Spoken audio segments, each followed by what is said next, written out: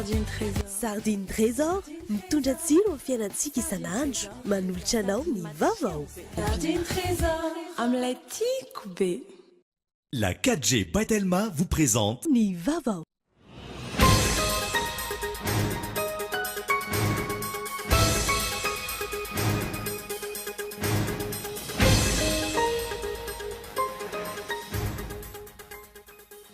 Miamaro ireo antoko politika fiarahamonim-pirenena ary mpiara-mombonantoka amin'ny Madagasikara no mitsipaka amin'ny fikasan'ny fitondrana ny anovany lalam-panorenana. Tsotra ny anton'izany ny tsy tombontsoan'ny vahoaka malagasy sy ny firenena no tsy jovon'ny mpitondra. Ny andidin'izay arahanao anaty matoan-dahatsoratra Boaza Razanatsoa.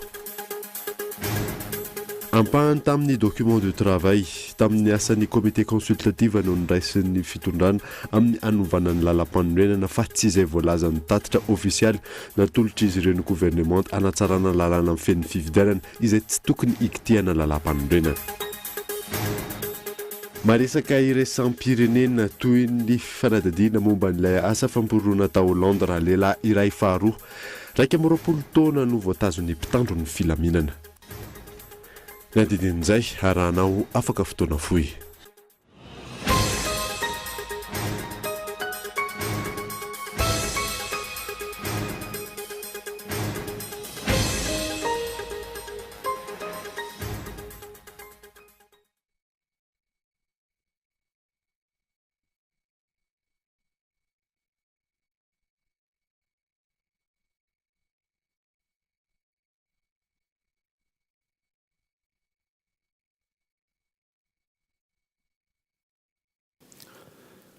Finaritra tompoko lasy tompoko vavy manasanao ary anaraka ny fampahalalam-baovao Kolo TV hatramin'ny farany. Ny mbotsika ny vaovao dia miamaro ireo antoko politika fiarahamonim-pirenena ary mpiara-mombonantoka ny Madagasikara no mitsipaka ny fikasan'ny fitondrana ny anovany lalam-panorenana. Tsotra no anton'izany tsy ny tombontsoan'ny vahoaka malagasy sy ny firenena no tsy njovon'ny mpitondra ao anatin'izay arahoary matoan-dahatsoratra Boaza Razanatsoa. Fanovana lalam-panorenana ho an'iza mitondra inona ho an'ny vahoaka sy ho an'ny firenena, tsy mazava amin'ny vahoaka ny antony izany fikasan'ny fitondrana anovany lalam-panorenana izany. Tsy misy ihany koa ny adi-hevitra malalaka momba izany. Alefanjambany fotsiny ilay hevitra avelany rehetra ifandroritaka momba ny mahatsara na maharatsy ny fanovana lalam-panorenana amin'izao ankatoky ny fifidianana filoham-pirenena amin'ny taona ho avy izao. Na izany aza, efa maro ny fanehoan-kevitra momba izany ary mankany amin'ny fitsipahana izany fanovana izany avokoa ny rehetra, na antoko politika, na fiarahamonim-pirenena, na mpiara-mombonantoka amin'ny Madagasikara samy mitsipaka izany avokoa ary mavaivay ny fanehoan-kevitra izy ireo. Tsy nitsitsy fitenenana ireo fikambanan'ny fiarahamonim-pirenena miisa 7 tao anatin'ny fanambarana izay navoakany. Nilaza izy ireo fa sady tsy ilaina no mampidoza izany fanovana lalam-panorenana izany. Tsy fotoana tokony itetehana ny anovana azy haingakaingana izao mialohan'ny fifidianana tao amin'ny 12 izao. No amafisin'izy ireo fa ny fitsipika araka ny lalam-panorenana misy ankehitriny no tsy maintsy arahana amin'ny fifidianana 12 ary tsy maintsy akifika ampahasahiny izay tetika rehetra mikendry ny anovana azy. Nanamafy ihany koa ny antoko malagasy miara-miainga fa tsy mahamaika ny fanovaozana ny lalam-panorenana ankehitriny satria na eo aza ny tsy fahatomombanana ao aminy dia tsy mitondra vahaolana na amin'inona na amin'inona, tsy hitondra fanatsarana ho an'ny fiainam-bahoaka ary tsy ampitony ny fangirifirina amin'ny fahoriana entiny. Notsindriana io antoko io fa mba hisian'ny fanantenana ho an'ny firenena dia tsy maintsy atao ny fifidianana filoham-pirenena vaovao ny taona 2022.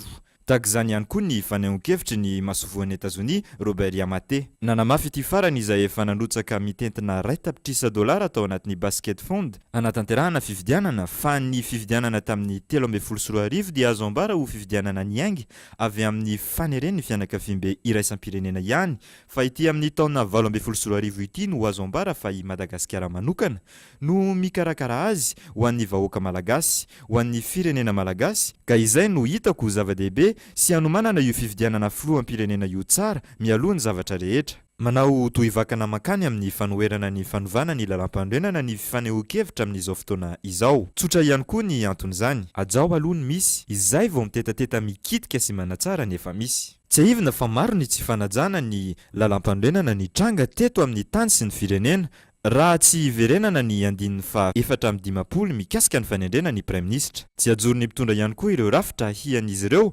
manohy tohina ny fahefany tahaka ny haute cour de la justice, ny HCDDED, ny conseil économique et social ary ny inspection générale de la justice. Ireo rafitra ahafahany mametraka ireo olony ihany no ajoriny tahaka ny fitsarana avy momba ny lalam-pandrenana sy ny komity ny fampihavanana malagasy. Mazava araka izany ny tanjon'ny mpitondra amin'izany fikasana ikitika lalam-pandrenana izany, fa namafisan'olona ny fahefana mankany amin'ny fiarovana tombotsoan'olombitsy ihany, fa tsy fiarovana ny tombotsoan'ny besin'ny maro. Raha tsy haivina ny fanambarana nataon'ny fiarahamonim-pirenena, tsy maintsy hakifika ampahasahiana izay tetika rehetra mikendry ny hanovana azy.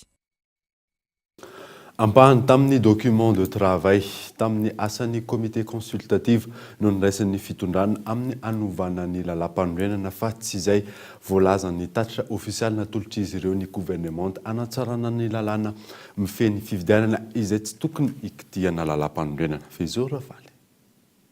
Sisika mafy ny ikitiana ny lalam-panorenana ny eo anivon'ny fitondrana ary manao izay hevitra rehetra hivoizana sy anatanterahana izany na tsy pahany antoko politika maro sy ny fiarahamonim-pirenena aza. Nandritra ny fihaonany tamin'ny mpanao gazety Omaly, nilaza ny filohan'ny Repoblika fa tsy hitarika fihemoran'ny fifidianana ny fikitiana lalam-panorenana. Ny azo antoka anefa, fotoana maritra ny takiana raha njingana sy ny pitsopitsony amin'ny fanovana lalam-panorenana no arahana ka tsy maintsy ho tonga amin'ny fanemorana ny fifidianana. Manoloana izany, manamafy ny fiarahamonim-pirenena sy ny mpanao politika nanaovana fanadihadiana androany fa misy tokoa ny tsy fahatombanany lalam-panorenana saingy herintaona mialohan'ny fifidianana tsy fotoanan'ny fanovana izao. Non, ny anaovako azy tsy opportun noho ny fakaiky ny élection moa ve ny fanjakana izay efa mangidy taon'olona noho ny manque de transparence noho ny incohésion eo amin'ny fomba fiasan'zareo mbola afaka anao an'izay fa ny probleman'ny président ery tara loatra izy vao iresaka an'izay. Raha ny fanadihadiana natao tany amin'ny tatitra vonjy-maika ny asan'ny comité consultative manjinika ny lalàna mifeny fifidianana na ny document de travail. Nataon'izy ireo no efa nisy ny resaka fanovana ny andininy fa 420 amin'ny lalam-panorenana. Tsy voarakitra tao amin'ny tatitra ofisialy ny comité consultative izay efa napetraka eny anivon'ny gouvernemanta izay tena tokony hodiniany tompony andraikitra sy ny comité interministériel nefa ny mikasika izany. Saingy teboka iray tao amin'ny document de travail nisy ny resadresaka izany hoe azo lazaina ho vakiroaka nentin'ny comité consultative ny asa no niraisan'ny fitondrana hivoizana ny fanovana lalam-panorenana. Isan'ny voaresaka tao amin'ny document de travail ihany koa, saingy tsy noraisin'izy ireo ny amin'ny tsy tokony ilatsahan'ny filoham-pirenena am-perinasa hitandrona ny filaminana amin'ny raharaham-pifidianana. Ankoatra ny fikitiana lalam-panorenana, tsy mbola nisy ny filazana hatreto fa tsy ho tratra ny datim-pifidianana araka ny napetraka ny lalàna, izany hoe eo anelanelany 20 Novambra sy ny 20 Desambra 2024. Tao anatin'ny fandarana an-kitsipô teto amin'ny Cool TV tamin'ny fampiantsoana mpanao gazety, efa nanamafy ny senifa vonona na amin'ny lafiny ara-bola na ara-potoana. Ezaka avy amin'ny fitondram-panjakana sy ny filoham-pirenena araka izany no takiana natanterahana ny fifidianana ara-potoana fa tsy ny fitadiavana tetika ampiamorana ny fifidianana na anovana ny lalam-panorenana ho an'ny tombotsoa manokana. Mikasika ny fanovana ny lalam-panorenana ampahany tao anatin'ny adefitra ny fandarana an-Kitsipô no entina aminao atao anatin'ity fanadadiana manaraka ity. Fezora Valy. Ramarson Franck, mpamakafaka ara-politika, tompony andraikitra orinasa-gazety sy ny pasteur Mayol Christian Dieudonné, kandida ho filoham-pirenena amin'ny taona 2024. Izy ireo indray no vahiny fandarana an-Kitsipô ny zoma 20 septambra teo, izay niady hevitra mahakasika ny fifidianana filoham-pirenena manaraka, ny fanovana lalam-panorenana izay tian'ny mpitondra voizina amin'izao fotoana izao, sy ny fanavaozana ny lalàna mifeny fifidianana. Nambaran'izy ireo fa tsy tokony hisy ny fikitihana lalam-panorenana raha tsy aorian'ny fifidianana amin'ny taona 2024 na misy aza ny tsy fahatombanana izany. Ary le lalam-panorenana raha fa ampiariny tena mpitondra dia tsy hitako izay tokony hanikitikitihana io lalam-panorenana io.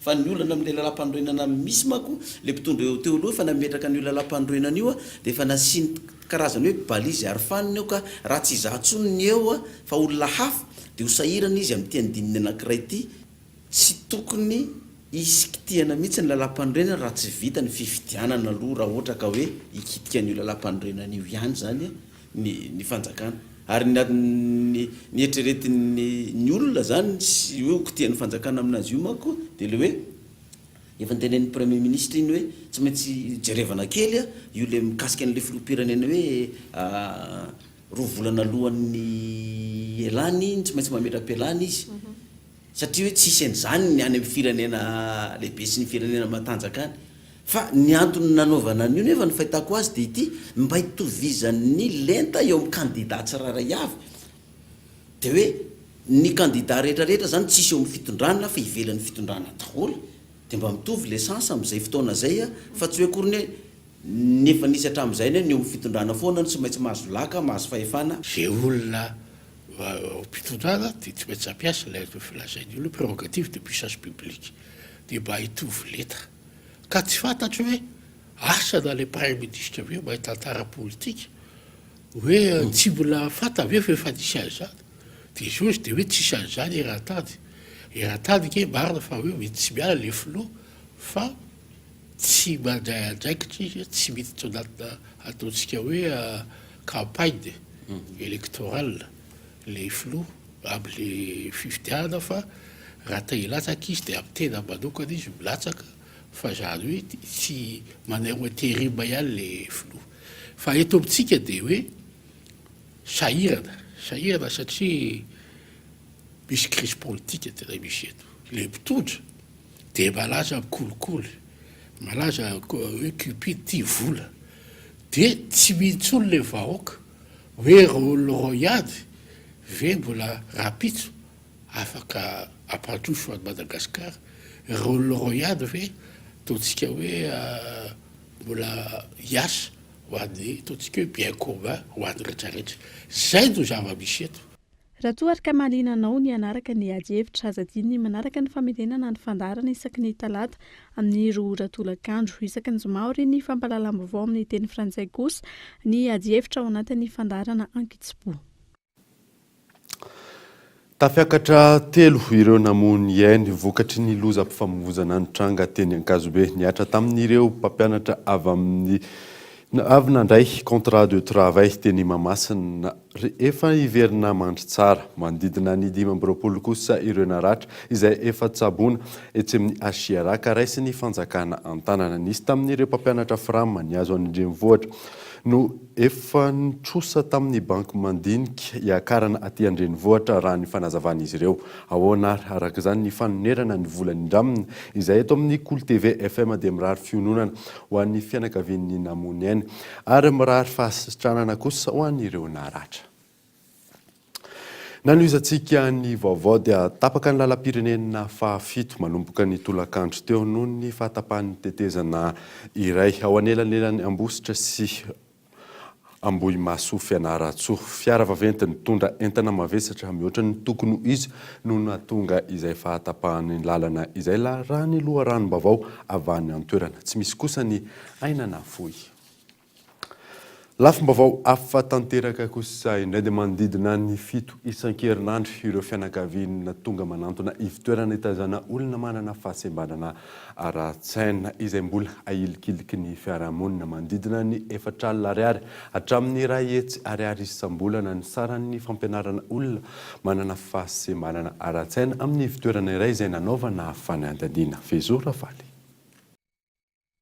Ahiliky ny fiarahamonina kokoa mihoatra amin'ireo olona manana fahasembanana hafa, ny olona manana fahasembanana ara-tsaina raha nambaran'ny tompona andraikitra ivitoerana mandray tanana ireny olona ireny izay nanaovana fanadihadiana.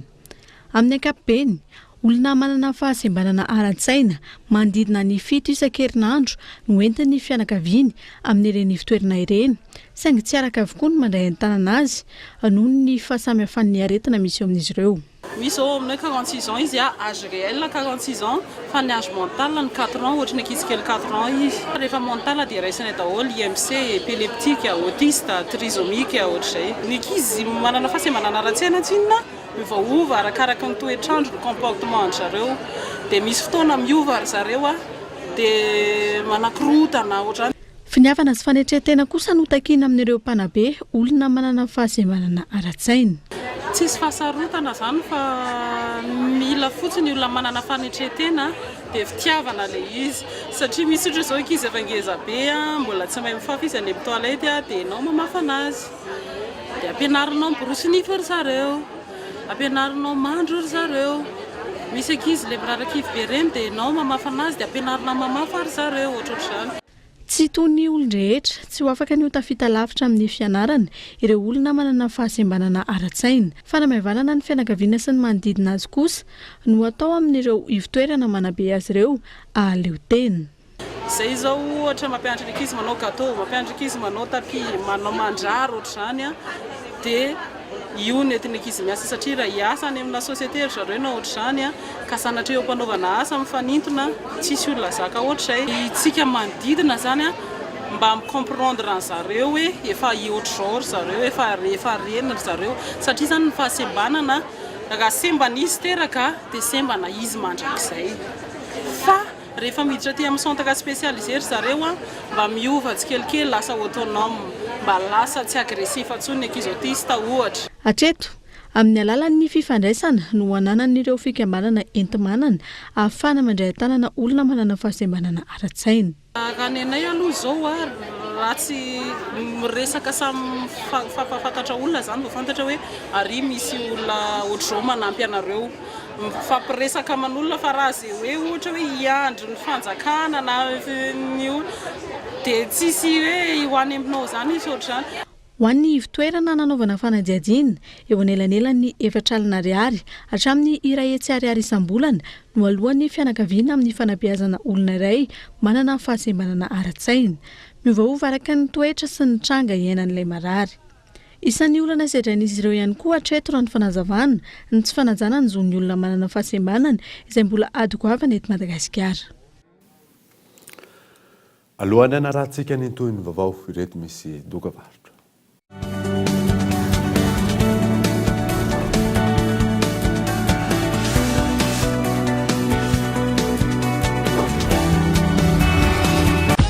Chez Géant du Meuble, toutes les tendances déco sont réunies pour donner le temps à votre intérieur. Salon en tissu à partir de 2 500 000 $. Pour agrémenter votre mobilier, pour concevoir, aménager et décorer votre salle à manger de manière originale, découvrez de nombreuses idées innovantes dans notre showroom. Et notre large choix de chambres à coucher pour une pièce cosy et design où coexistent l'intime et le repos. Géant du Meuble, bien moins cher, bien chez soi. Géant du Meuble, Tanzbat et Beorirk, téléphone 22 571 73. Allez mama, manao feu de camp zahay hariva afaka mianta tse. Eny ary, alefanay amin'ny voly. Yes!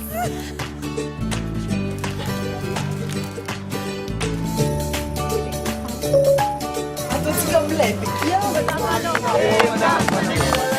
asiako redy amin'ny vola aloha datsiko maman. Waouh, super! Allô maman, merci fa mahafinaritra be aty. Ianao koa misy ratanarana ary mahazora tombony rehetra miaraka amin'ny M-vola. M-vola tsotra aingana azo antoka.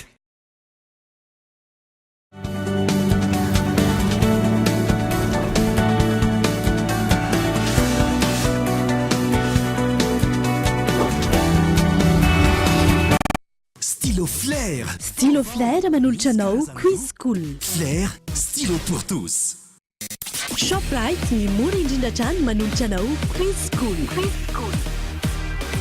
Manampy anao hatrany ny Cool TV sy ny Cool FM amin'ny fidiran'ny mpianatra ity. Ndao ilalao araka aminay fa bon d'achat 200 000 ariary maro no zaraina. Tsotra fotsiny, alefa samlarana 032 32 007 04 ny soratra hoe School. Miampy anaranao feno sy ny adresinao. Fisarihana lehibe no karakarain'ny Cool TV FM amin'ny zoma 2 septambra ho avy izao ka mandrasa anjara sao ianao ilay tsara vitany. Milamina tsara midiran'ny mpianatra miaraka amin'ny Cool TV sy Cool FM. Mpanohany Shoprite, Stylo Flair. Mivelona eto amin'ny fampahalalam-baovao isika. Ny farana tamin'ity androany ity ny andiany fa 12 amin'ny fifaninanana paralympique. Ligy 12 amin'ny 13 no nandray anjara. Nanolorana amboara kosa ireo mpilalao mendrika tamin'izany Fezo Rafaly. Nofaranana io review teny amin'ny gymnase gouvernement masina fifananana paralympique andiany fa 12 na fifananana ara-panatanjahantena ho an'ny olona manana fahasembanana. Nisy ny olana teo amin'ny lalao famaranana taranja basketball nanajanona ny lalao ny ekipa avy any ligue ny Betsiboka. Tena zava-dehibe indrindra nanajanona ny lalao iny dia noho ny fiarovana ny mpilalao satria zany le lalao teo tena azo lazaina fa hoe tena mafy ary tena enjana tokoa dia le arbitre zany tao anatin'izay tsy nahay nampiady lalao mihitsy zareo satria misy olona zao ny ankizy menjera le bandy menjera indray memy faute tsy marina raha ohatra ka arbitre tany amin'ny quart de finale mitsara anay tonga eo amin'ny demi-finale mitsara anay tsy miova tonga hatramin'ny finale fa ny raha manao réclamation zahay zafady amin'ny teny baiko dia tsy mahazo miteny izahay zao olona sembana. Natateo aza izay olana madinika nitranga toy ny zavadrehetra izay nizotra antsakany sy andava ny fifananana nandritran'izay efatrandro izay raha nambaran'ny filoha nasionalin'ny komity paralympique ao anatin'ny fivelaran'ny sehatry ny fanatanjahantena ho an'ny olona manana fahasemanana. Tomombana antsakany sy andavany daholy ny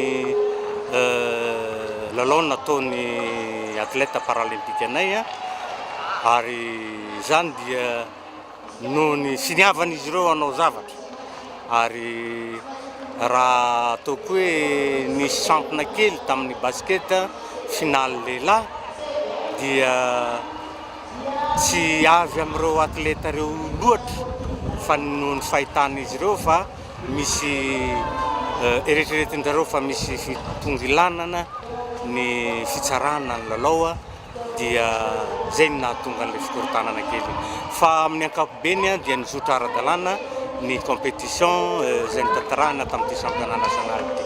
Ratsaivana ny 17 septambra teo no nanomboan'ity championnat paralympique ity tetsy Mahamasina izay nifarana androany.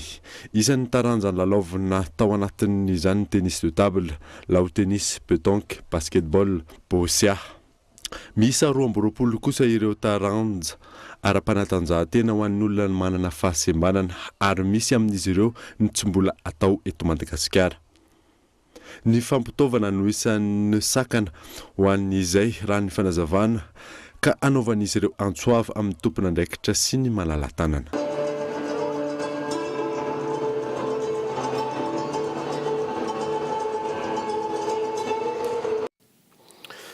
Tontolo ny fanatanjahantena izay hatrany dia andiany fa 7 fifanana eo anivon'ny orinasa fitehirizam-bola tsy miankina eto Madagasikara mampivondrona ireo mpiasa amin'ny alalana karazana fanatanjahantena samihafa ny tanjona amin'izany. Marzona.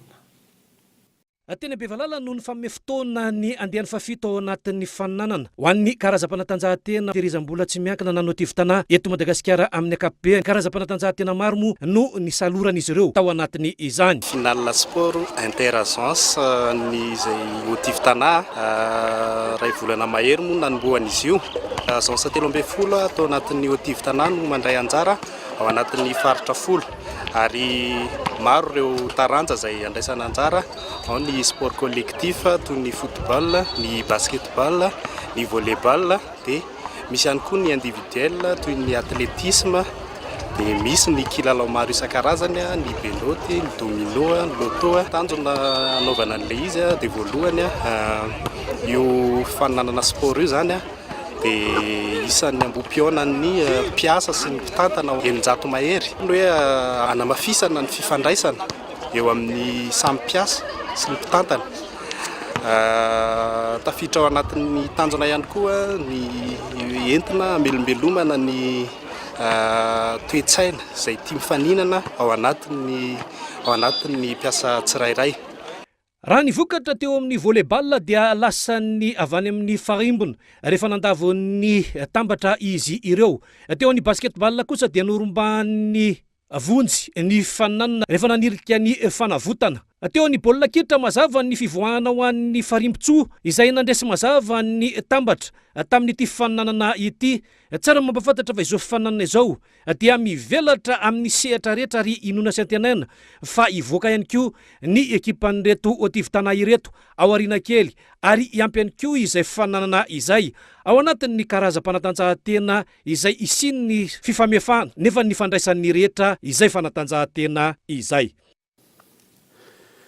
maresaka iraisam-pirenena dia toy ny fanadadiana momba ilay asa famporona tao Londres lehilahy iray faharoa raika amby roapolo taona no voatazo ny mpitandro ny filaminany fanadadiana misany France 24.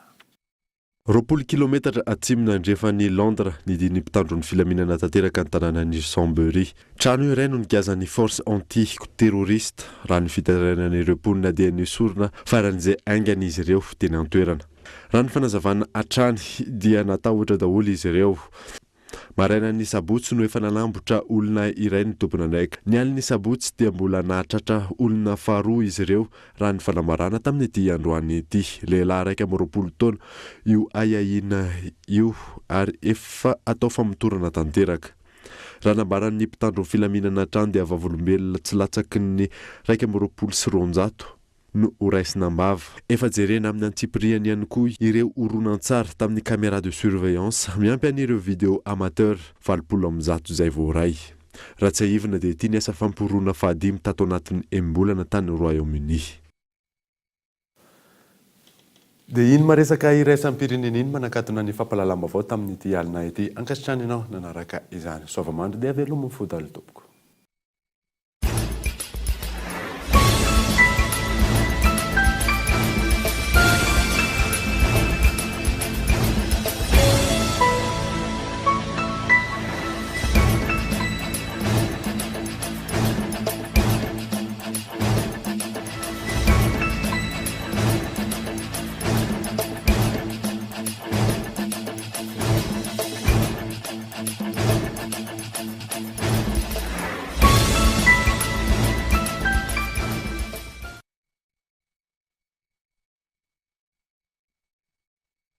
La 4G by Telma vous a présenté Ni Vavao. Bonjour. Bonjour. Naraina o teu, ni vaovao, niaraka tamin'ny bonjour. Juantsika jiaby.